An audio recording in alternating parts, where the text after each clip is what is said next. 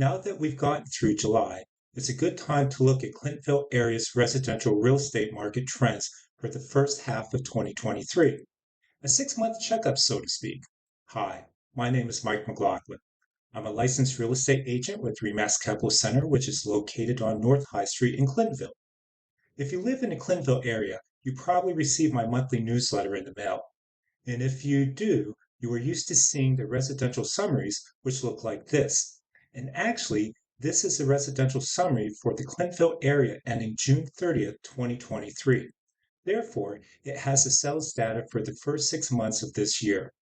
But before digging into the sales numbers, let's begin this checkup by looking at the supply side. This chart shows the monthly number of new listings for this year and last. As you will see, the supply of new listings in the Clintonville area for the first half of this year was down 26% from the parallel period in 2022. But that shortage of new listings wasn't the same throughout the entire area. Look at this.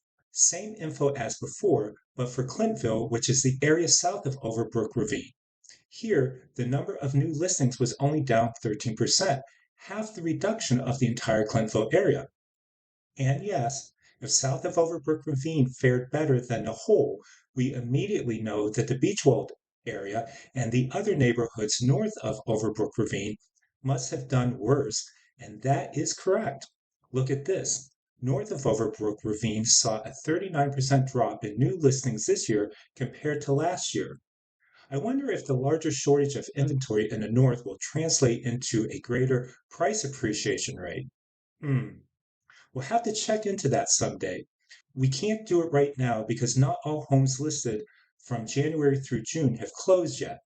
But once that happens, we can go back and find the answer to that question. Okay, since we now know that supply was down, let's take a look at the demand side, the sales. Here's that chart from earlier, but it has been cropped to the portion we want to focus on. First thing to notice is that the number of properties that changed hands was down 20%. Not too bad for a time when new listings are trending down 26%. This would indicate that a greater percentage of new listings actually sold. Remember, not all listed homes sell.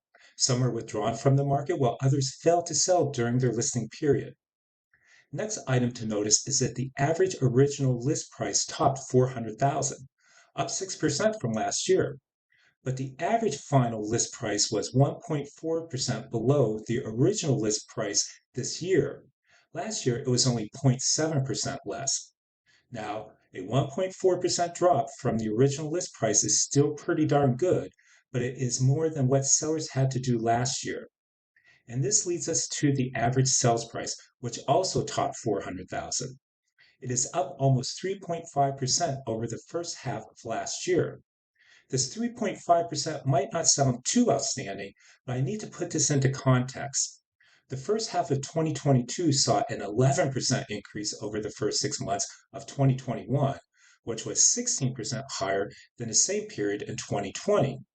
So if we look at the first half figures for the last 3 years, 2023's average sales price is 33% higher than 2020's 309,261. That is more than a $100,000 average increase in value over the past 3 years.